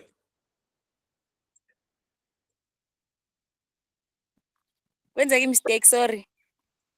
Oh, it be mistake crazy sadly. No problem. No problem. Yes. All right. It seems like everyone on the session understands this concept, and I believe Guti, once you really do this process, you will have a very strong business case that will also help you muscle develop a business plan now, because you would already answer how you are making money through your revenue streams, who are you making money from through your customer segments, how are you getting the customers through your customer channels, and my channel work will also tell you, will also inform you marketing strategies, because you know that abantu bakho bathola kanjani. If you're finding them on social media, then that means that you need to make sure that you incorporate social media marketing. If ubathole ranking mhlambe uthengisa ukudla, that means kumele ube nendlela yoku-activate ranking. So you see, already it even helps you do the foundational work that you need to do when building your business plan. I'm not a big fan of a business plan personally, especially if you haven't started testing the market. What I like about the business model canvas, it allows you can do this in one day. You can test so many different business ideas by using this framework, and you go and implement, and you get feedback. That feedback will tell you that, oh, hey, the product layer I have, the service layer, I need to improve it here because I'm a customer at maybe is card, or the products that I'm using to wash my clients' hair if I have a salon. Rush, so I need to go get another type of product. You can do that with the business. Then once you actually have actual traction, sales that you can prove in your bank statement or in a financial statement work, you can then now start actually building a business plan, because the business planning and I'm financial, for me it's a bit tricky, because I'm a financial projection with 3 years or 5 years. If you haven't started even selling and testing the market, it becomes very difficult for you, because figures you would have thumbsucked them. We are fun to guess. Even if you get an accountant to do it for you, you still would have needed to do it business model canvas. So understand what are the revenue streams, how are you going to price and cost it, and then based on those pricing scales that you've developed, you can then maybe do projections. But because you wouldn't have tested the market, I prefer testing the market. If I have an idea, I'm going to try something, a very basic thing, within my family, for for your ex. Achazi lang wathenga la Pick n Pay bangidabula 100 rand. Ngithi yazi nginendlela yokutholela for 60 rand. Ngicela ukuze ngizokudelivera. Yabona, or ngicela unginikeze imali bhadala leyo 60 rand. Ngiyahamba ngiyawalanda lawo macanda. I successfully proved that I was able to deliver. Then you repeat that process. Once you've done it many times and you can prove sales, you can then start working your way up to building an actual business plan. Because the business plan is very useful when you are now looking for capital to scale your business. Maybe you've been ordering and stocking from overseas. Now you need a warehouse. And you realize that the amount of money that you are getting from your sales is not going to be sufficient. And banks are very difficult to get loans from for business. Loan for your motor and but for your business it's very challenging, because most of the time our financials don't make sense. That by one good to know you are making 50,000 a month, but your expenses are 51,000. So you are making 1,000 rand loss. So Bonabas was good. How are you going to pay back that money? That's why it's important to have those financials. But you can get money from DFIs, Abo NEF, Development Bank, SEEDFA, TIA, and all those things. If you figured out this business model canvas. So I think this will be a nice activity for you to do after this session when you are looking at your business concept or your existing business, and then you start doing this for you. You'll also be able to come up with more business ideas with one page.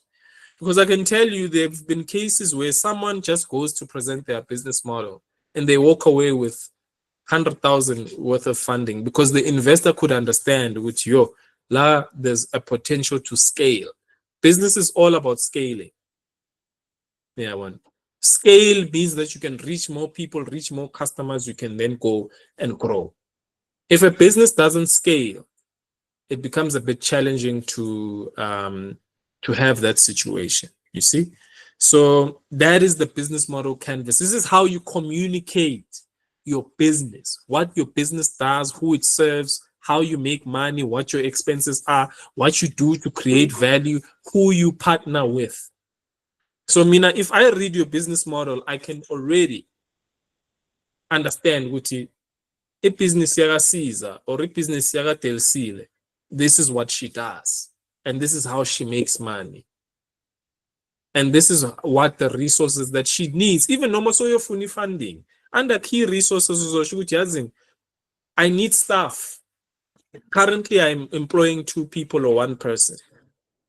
So a funder can say, for this business to scale and make sure that this revenue stream increases, this person needs, under key resources, money to be allocated to key resources. So no more in the budget. So you will say, I'm going to take 20% of the funding that I receive and put it under key resources because I need stock, material, I need a vehicle, I need all of this. No more in the budget. Yeah, one. I need 20% to go onto my expenses. I need 30% to go under key activities because these are the areas where I spend most of the money. And then when I spend on adding more people or buying more stock, here's how much it will increase my revenue streams. So maybe you also want to commit a particular budget to doesn't want to take 50 for key resources. I'm going to take 20 for activities. I'm going to take another 20 for channels. Channels I need to market. Maybe mailing Yeguma Expo. I need to go to events and go market there. That needs money. So it helps you no more build the budget. I'm going to need money for this roadshow. I'm going to need money for this campaign. You would see I have this new fashion line that I want to launch. I'm going to commit here. So when an investor looks at this, they like, this person even used their business model to build their budget. This is someone that I need to invest in. So it helps you in one page, you can really unpack what your business does. Right? And then just to close it off, colleagues, I see that we are almost out of time. I'm just going to need just an additional 10 minutes to go through this process. It relates to what we just went through now in a business model canvas, but it focuses on more on communications, the strategy that you can use to effectively communicate, right?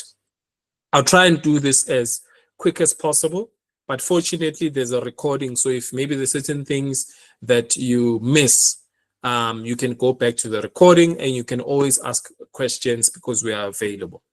So this is the communications framework that we work with, Masi Builder e-communication, and we specifically online and even offline communication, right? So you think of it as a funnel. There's the top of the funnel, there's the middle of the funnel, and then there's the bottom of the funnel.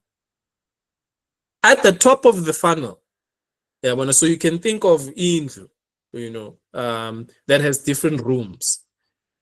Phezulu, the upstairs room, the top floor is your top of the funnel. There sits social media. There sits Google display or YouTube advertising. And then the understanding here at the top of the funnel is we need to leverage social media and Google to rope prospective customers into our brand, service, or product. So that means that's why it's best when you think of a funnel. Yeah, one funnel when you are pouring petrol or amanzi. Yeah, one. There needs to be a way you get customers into the top of the funnel. So if you are marketing on social media, they need to enter through using social media at the top. And then you need to identify what type of content am I going to be doing? And am I going to be running ads, for example? Am I going to be printing flyers for people to get into my funnel? Am I going to be making a TikTok or a reel?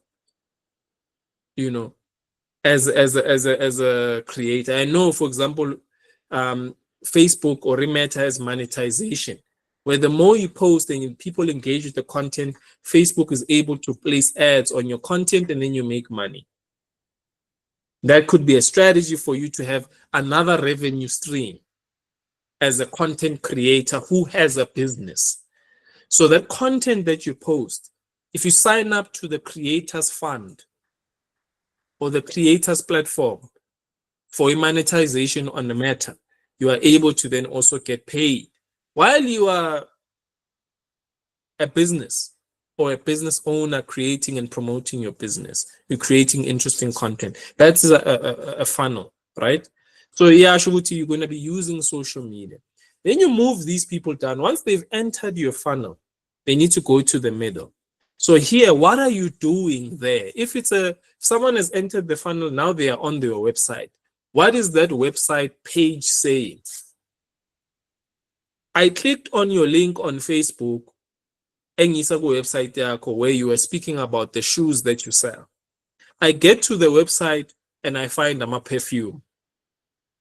You've lost me, because the reason why I clicked was that I needed to go to a page but somehow now I'm seeing a perfume. So those are the things that you can correct in the top of the funnel. But when you are posting, double check that the link that you are using is directing people to where they're going to get the offer or the product or the service. So you need to have a clear and a proper landing page. Same thing. Unginiki flyer uthi yazini isitolo sami se extension 2 ngase Ritsibile ngase clinic yabona. And emawufika lapho uyasho ukuthi the blue building. Mangifika there's a green building. Once again, you've lost me in terms of the funnel, at the middle of the funnel, because now I'm not understanding what's happening. And then also how you deliver the product and the service with the customers. Are you friendly? Are you quick? Are you delivering qualities? What will bring people or maybe keep them in our funnel so that they are able to get to a point where they are making a purchase consistently? And then you optimize your social media page or your website. If we are going to your website, then when they try to add to cart, add to cart events. That also is a problem. So you can go back and go fix that, right? So same thing. You gave me a flyer, I come to the place and then something doesn't work. It becomes a bit challenging. Then the bottom of the funnel is when now you have, if Facebook has a very nice way of doing this, if you are active and you create content on it, it has the top fans or the super fans. So if someone is following your page, you know that these top 3 years should noma umuntu comment label top comment or top fan. For your business, you can also do the same thing. The customers that are loyal and that are promoting you, I bought from a business stitching house, and the dress that they made is amazing, and they're posting about how often you are. take that content and acknowledge those people to say, thank you, Paul, for acknowledging our service. If you are a customer and you want to experience the same thing, please reach out to this person. You can also create an ambassador for your business. Those are people that are speaking about your business or your innovation for free because of the great experience that they experience in the middle of the funnel. So already those are the things that you need to understand. Once people are in your funnel or in your system, you need to take care of them and you move them. You understand ukuthi lo muntu lola is only at the top. So I need to make sure that I push them to the middle and then I ultimately get them to become an ambassador for my business. Yo, yabona usiyabonga yena. No. If you go to that person and you're telling ama cell phone, ama iPhone, for example, uzothola ama iPhone high quality, even if it's pre-owned. You now have people that are going out there, kuma family wabo, emasontweni, kuma society wabo, that are speaking about you. You need to encourage that, but you need to create and be intentional about creating that type of thing. People need to do that. If it's better if they do it on social media because you can document them. You can even run a competition. Tag 3 of your friends, and say why our egg distribution business is the best. And the best answer will win a trip to or tickets to the next Tevada show ezobiyenzeka River Park. Because now you have the Tevada show as your partner. So you can sell, although you are giving people tickets to that next show ezobiyenzeka showground. You are still inserting your business there and you are rewarding these people kanja. Yeah, man. So that's how it ultimately will work. Yeah? And then here, this I believe that it's something that you will do on your own time. And it's just a framework also isebenzisa here we use a doctor example to say who's your audience, the channels of interaction, how are they interacting with you? Are they on Facebook? Are they seeing you rank? What are the sales metrics? So if we are selling clothes, we need to push units. We need to push units. We are moving 100 of the size 30s, 20 of the size 42s, 3 of the size XXS, super small. You need to identify, and then maybe you have other sales metrics that you look at. You need to also unpack those lines. So here I made sure that I use a doctor example, a doctor platform. When a platform that ends was nama consultation nama doctor virtually. So you need to make sure that your platform has doctors and your platform also has patients. So your sales metrics, you need to make sure there's doctors.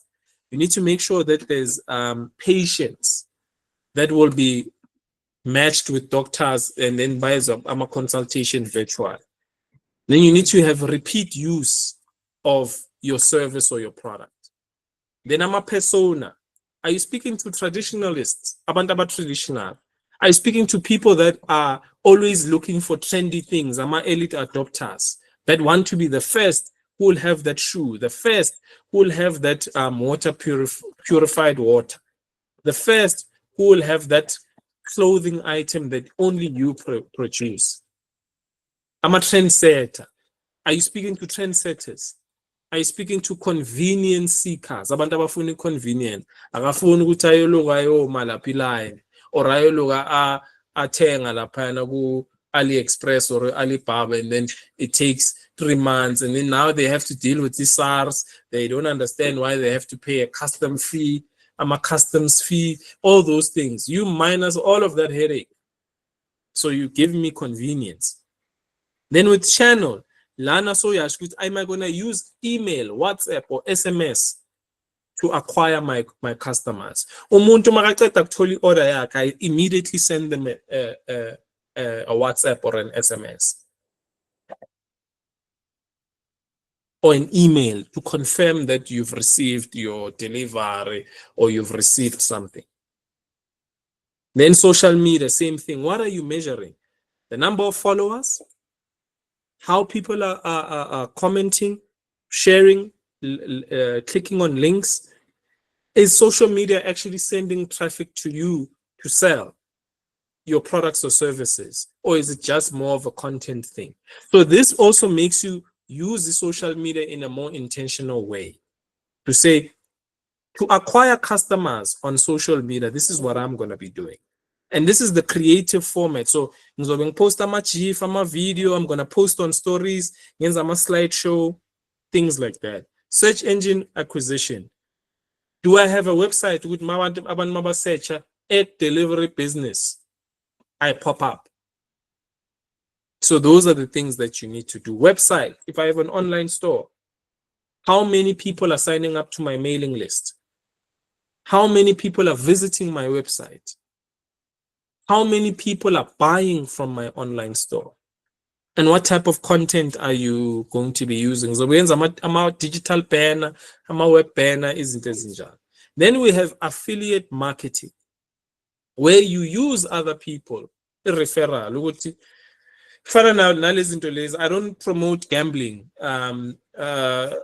gambling or anything of that nature, but gambling companies do this very well. Bazoti will give you a 50 Rand voucher for you to play or to bet. So you can do something like that also. It's a referral or an affiliate marketing. And then sometimes Bagnig is a referral, but allow I'm a current user, an affiliate or a referral link. Which if you then sign up joining with my link, meaning 50 Rand credited to my account. How can you also do some type of affiliate thing? If you are selling products similar to Abo Avon, Tupperware, do you really need to be the one who's traveling, driving all over the place delivering? Or you can get a marana that you can compensate based on commission to say, if you sell 50 of these size 30 shoes or size 30 jeans, I don't think there's size 80 shoes unless you're using a size or say America. Yeah, if I'm selling 30, I need to sell these 100 of these jeans because that's the stock I have. Then I create the affiliate model or affiliate marketing where people can go promote on their social media. And then for every sale that they convert, they get a chunk of the money. That's the affiliate marketing that you can implement. And then that's it for today. So I think these frameworks, if I go up, business model, if you do this, once you've done this, you move on to doing the funnel thing. Understand that in your business concept, how are customers going to be coming into the funnel? What is going to keep them into the funnel? And what is going to make them a brand ambassador based on how you are delivering your product or service? Then you will unpack this, which now that they are there, what are we doing? Who are we speaking to? What are we doing on social media? Because we often find that it's a freestyler with social media, where sometimes we need to have a strategy. You need to know what reels, video content is what will get you a lot of reach that you would ultimately pay for if you run an ad. So is it useful to post your content is more pictures than it is video? You then understand which platforms like about TikTok are successful because they are video based. So that means people want to watch, video content. So you can also sell your business. Find a way to use video content, short form, entertaining video content that can sell your products and services. Once you are able to do this, you have ticked all of the boxes of effectively communicating your business to investors or funders and to your customers, the market. And you would have done this in a structured, strategic way noma usofuna ukuyi-update or ukuyi-improve business yakho, you would be able to go back and refer back to that funnel approach, back to that framework, your communication, back to your business model canvas. And all of these 3 pages, in 3 pages, well, ultimately it's 3 pages, it will inform your business plan and the approach that you are taking to run an actual business that is successful, that is measured on real metrics that you can then use to go and get and grow this business. Because ultimately, as I said, Mastsala, the main point of business is to get sales and to be sustainable. Without sales, is what Usenzeni mentioned last week. Sometimes some people focus on building the brand, but they don't have a business. And sometimes some people build a business, but then they don't have a brand. And a brand is what will make them stand out so that they can scale. But if you have a brand and you don't have a business, there's no sales. So that means there's no business. So you need to understand how these 2 things work together. A strong brand contributes to business success. A strong business makes it easy for you to shout in the market to say, here's why we are the best. Here's why you should choose us instead of going to a competitor. So those 2 things, most Bambilo understand. You have a better foundation than someone on a business plan who hasn't started. And this thing is iterative, so you can change it as you go. You can change it as you move. So I think for today's session, we just were over by 6 minutes. So maybe we can close at 12:30. If there's any questions, please ask the questions now, so that we can understand if there's any things that often which is clarify for this session. I'm happy to take any questions. Let me just stop the share here.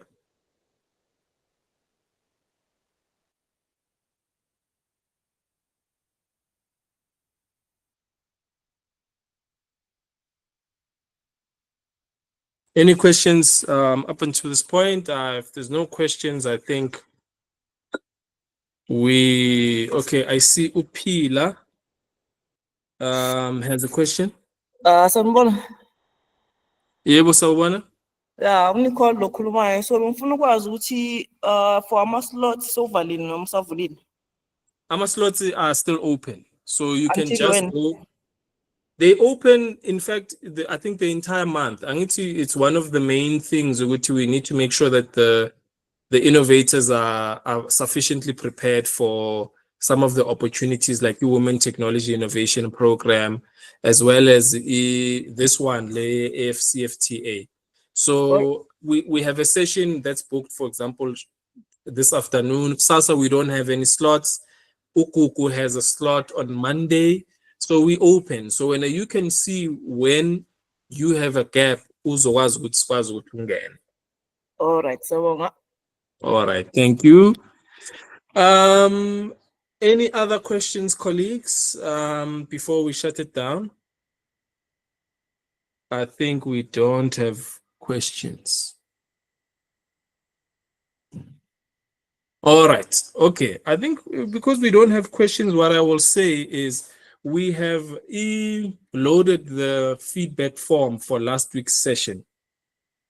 Brand your business is a short Google form that we would like you to complete for us as a feedback, so that we can see how the facilitators like Abo,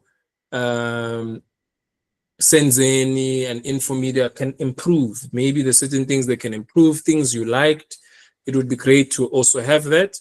And then we'll upload this presentation with a template of a business model canvas and a template of the business communication platform tool, the 2 tools, and then you can then use them for your own business.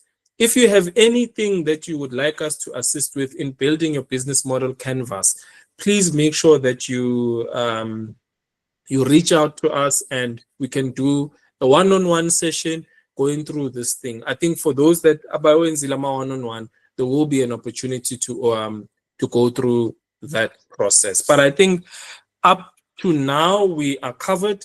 We will see you guys next week for the Formalize Your Business workshop. I think that one is the most important because even for those that have existing businesses, we need to check if you are registered on CSD. We need to check if your compliance is straight because that is often what makes it difficult to further support. And trust me, guys, the money is there to support businesses. The problem is usually with us. Paperwork is shy. You know, usually this money ends up, your government, it usually ends up going back to the treasurer because they couldn't find enough people to support and fund. So if you correct these things now within this 10-week period, it increases your chances to get further support for your business to make it sustainable. If you own business, you can have a bigger warehouse and they can fund it, you know. So let's connect next week. I'm excited for that one. I think for me, that's the most important one, especially for business development purposes. So next week we'll be together physically, and then any questions about the session, you can also feel free to ask after the session, and even better when we are all together next week. Thank you once again, colleagues. I think for today we are done. We'll see you next week. I see you, Johannes, a question. No mistake. All right. No, thank you, guys. Thank you for joining. The recording will be uploaded on YouTube for you to catch up and follow up. It will be shared on Google Classroom, and also it will be shared on the WhatsApp group. Please, nibe namalanga great days, amalanga kahle, yonke into ihambe kahle, and I hope that you are going to take these insights and really contribute to building a strong business that can employ people, that can succeed, and that can also go and compete internationally. I think we are all capable of this, and we can turn our town around to build successful business and industries straight from Lekwa. Thank you, guys. See you next week. Cheers.